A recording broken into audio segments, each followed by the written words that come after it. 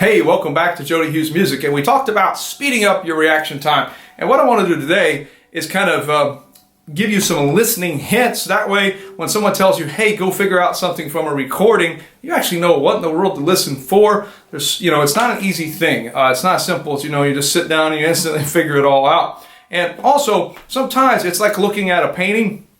You don't even know half the stuff that's there if you don't know what to look for. You miss out on all the intricacies. So what I want to try to do today is give you some hints on things that help me when I'm playing in a live performance situation. I'm playing at a jam. What are the things that my ears are tuning into? And just give you some advice on that. And I think that's easier than just say, hey, go do it. It's kind of like when I was learning how to do this when I was younger, it's kind of like being thrown to the sharks, man. I didn't have a clue as to what to listen for. I just put the recording on.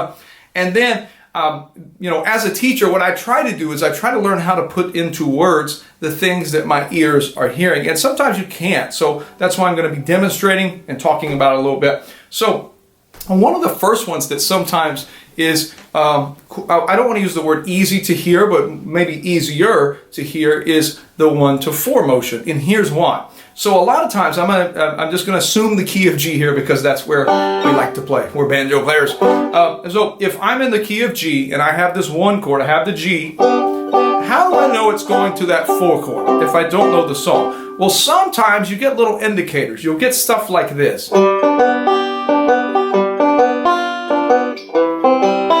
So what was that? That was a G7. So sometimes the guitar,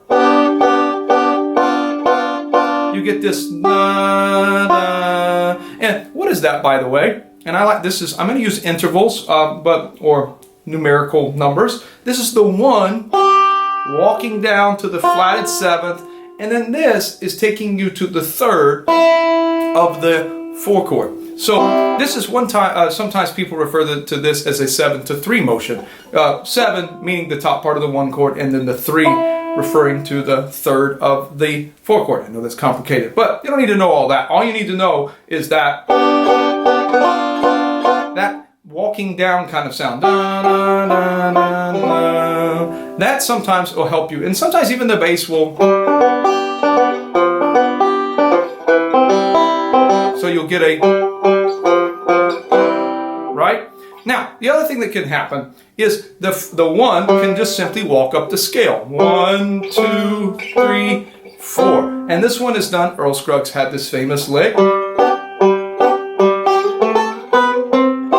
Torture all my students with that lick. I make them learn that one. That was such a good one. I use that all the time. But it's basically just 1 walking up to 4. And so in summary, what I want to say is listen to the bass player. That was something that I wish somebody had told me earlier. One of my teachers finally told me this, and then I was like, man, it really helps listening to the chords a lot better if I listen to the bass, because the bass is playing the root and the 5th most of the time. Not always, but sometimes he's also doing these little walk ups or walk downs that is going to feed your ear the chords. And if they're good bass players and they're what I would say in tune to the level of the players around them, if they know somebody can't hear chord changes really well, they'll really feed it to you. They'll be like, they'll do stuff like that or walk up.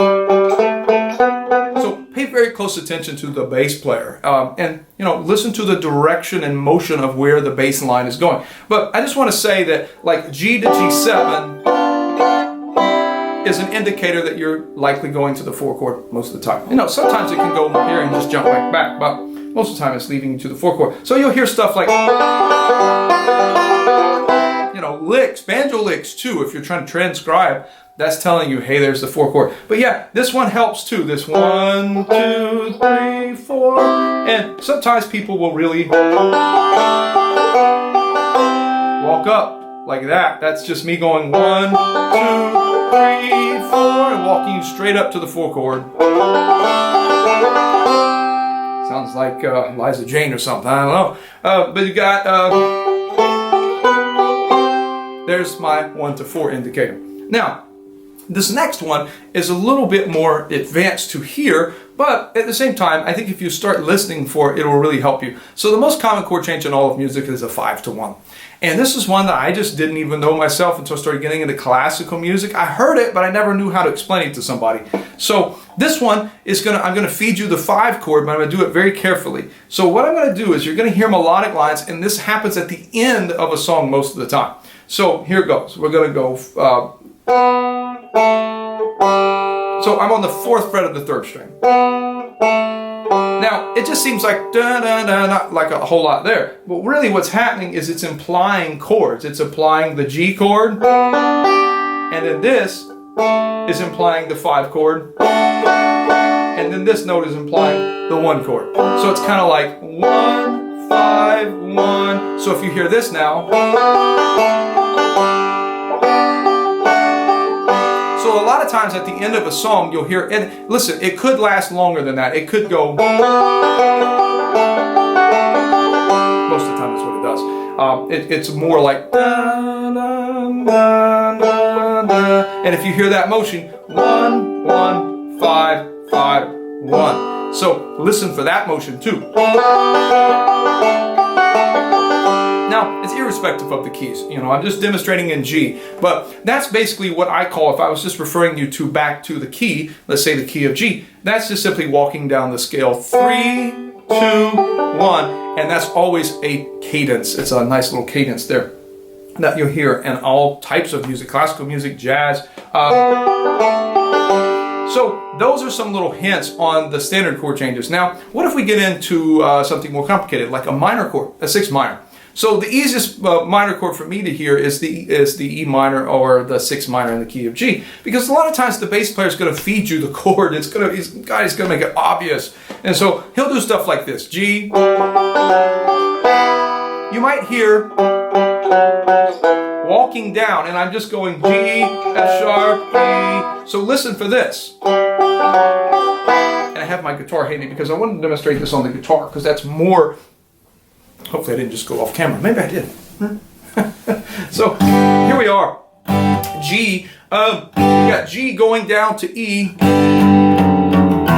So you might hear the bass player boom, boom, boom, boom, and you'll hear that a lot. So if I'm playing in a jam and I hear that bass player walking down a half step, that tells me something. That's anticipation. That's pulling me to a destination of E. Now,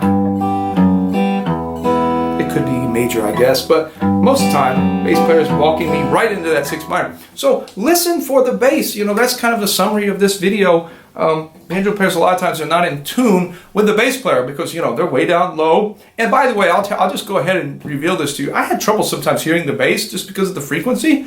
Sometimes it's really muddy. And I will just say the more you do this, the better you get. I was talking to a student about this the other day, that one of the most underdeveloped parts of our ear is the timbre part of it. Meaning that we hear stuff fine on our own instrument, but when we hear something on different instruments, we can't distinguish pitches. So it's very good to basically expose yourself to a variety of instruments, like say the mandolin or the guitar or the bass, or in my case, one of the things I'll tell you that I have a hard time hearing is when the piano players get up really high. My ear just cannot distinguish the pitches sometimes, but I've noticed that the more I do this, the better I get at it. So in summary for today, I just want to tell you this, that these are some of the things that I listen for when I'm listening to music to feed me the chord changes. And I guess maybe that's a good name for this video, is feeding you the chord changes. And the melodies sometimes can do that, but often the bass player of all people is the one that is telling you, here's the roadmap, here's where we're going. So really, if they're a really good bass player and they're in tune with their surroundings, and let's say they sense I don't like using this word, but let's just say that they sense a weaker player or someone that's not as advanced and has trouble hearing, the bass player, if they're a really nice person, they'll be like, hey man, here's the chord change. And listen for that sort of stuff. It's going to help you out when you go to jams. And the bass is the one instrument that I will say, just go right ahead and get your ears listening to it more and more. It's going to help you in any type of music. When I was learning how to play jazz, I had a lot of trouble with these complicated chord changes, but then I started listening to the bass player, listening for the roots, and listening to the motion of the bass, and boy, did that ever help me. All right, so enough from Jody Hughes Music today. Hopefully this is helping you speed up your reaction time, speeding up your ability to hear things. That's what my goal is with this channel, is to help you become a better musician, not just learn licks, not just learn songs, but actually teach you how to spontaneously react with music and get better over and over. All right, you guys, take care.